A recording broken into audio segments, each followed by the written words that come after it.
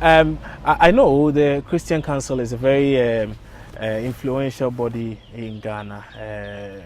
Religion as a whole is a big deal for a lot of Africans. The problem, however, has to do with the proliferation of several churches in Ghana, and in fact, if you even turn on your TV, because of this digital system, you can see close to about 50 TV stations owned by pastors, and it's one sermon after the other. One was either a sale of water, salt, cassava, all kinds of things. You've served as Secretary General, General Secretary of the Christian Council of Ghana.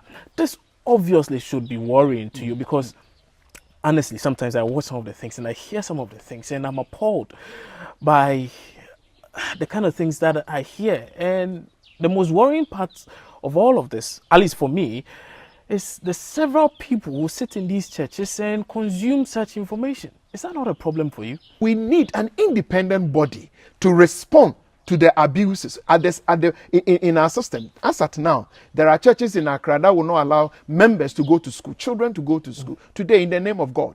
There are churches that will not allow people to go to hospital. And I have had instance, I was on a media platform and a woman called that she spoke in Chi. Me say, me call hospital, na me buy na also for me. You are a member in that church, you are not supposed to go to hospital. And a pregnant woman attended hospital. She came back and the pastor called her in front of everybody and whipped her. And she doesn't see anything wrong. She's happy. Forgetting that what happened to a pregnant woman can affect the baby in the womb. But the woman spoke, she called into a phone program, Peace FM, with joy.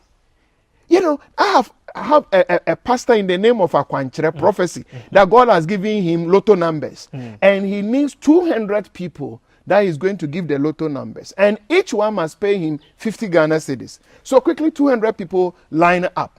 Interestingly, the number he gave to you is a different number he gave to the other. If the 200 people each got a different lotto number still coming from God. At the end of the day, 2, 3, 1. And this is common permutation, mathematics, So 1 or 2, 1.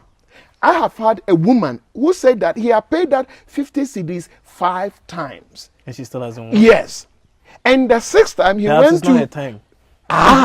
So the 6th time he went to the prophet. That prophet, as for today, I don't have money. So give it to me for free. And the man of God, supposedly man of God said, no, that's not the direction God has given to me. God has not asked me to give numbers for free. So you still must pay. But you see, why the prophet can guarantee anytime he get those lotto numbers, 200 times 50 Ghana cedis. So by the time the service is over, he can go home with his 50 times 200 people. The poor woman will give 50 cedis. At the end of the week, she will still must go and look for another 50. So you realize that in the name of religion, there are people who are thriving on the vulnerability of the poor and the needy in Ghana. And that's the question you are raising. And what do? We have been condemning. How many times? We hear this report and we condemn. But beyond condemnation, what do? All freedoms must come with responsibility. You can't say you have freedom of movement. So you drive your whatever luxurious car on the highway and you say MTTD must allow you to do whatever you want. It doesn't work like that.